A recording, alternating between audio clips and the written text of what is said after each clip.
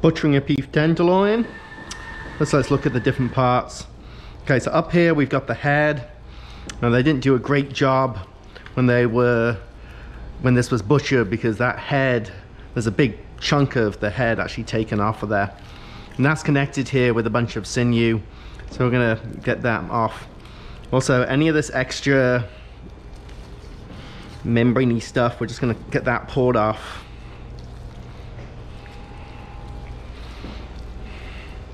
And do as much with your hands as you can.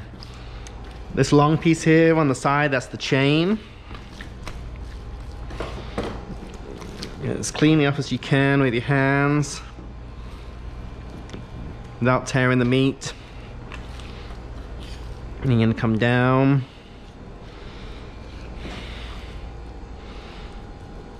At the narrowest point to take the chain off. And there's a good loin of meat inside there called the chain loin, which we're gonna come back to in just a second.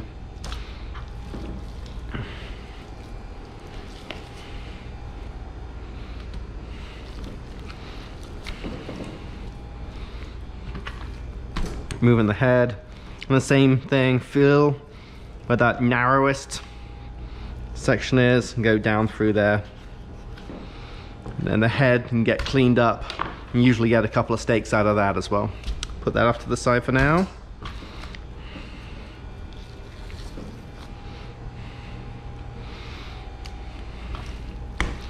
Alright, so this is the silver skin. And with the silver skin, I'm going to start down one end. Make a little anchor, and then go backwards. You want to see? Really nice and clean. You don't want to be tearing back like that. That's where it's going to get jaggedy looking. Just make sure and keep it taut. Keep your knife up against the silver skin all the way out.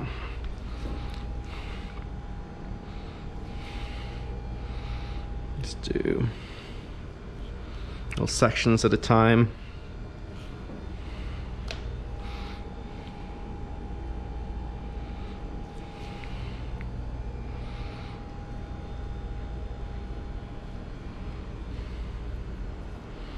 Butchering tenderloin is usually the most advanced piece of butchery you'll see in most kind of regular American fine dining restaurants.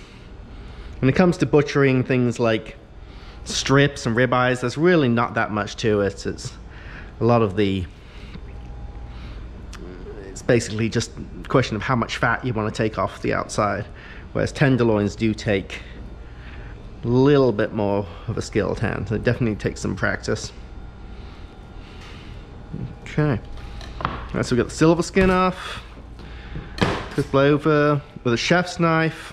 You're gonna go ahead and remove the rib meat. Scrape it off.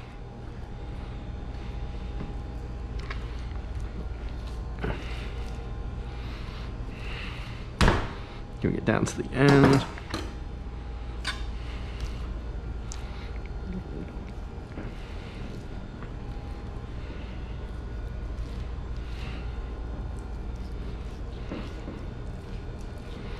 I'm going to be making sure to keep it in that nice round tenderloin fillet shape, so you get nice round steaks. So moving any of the excess fat and sinew.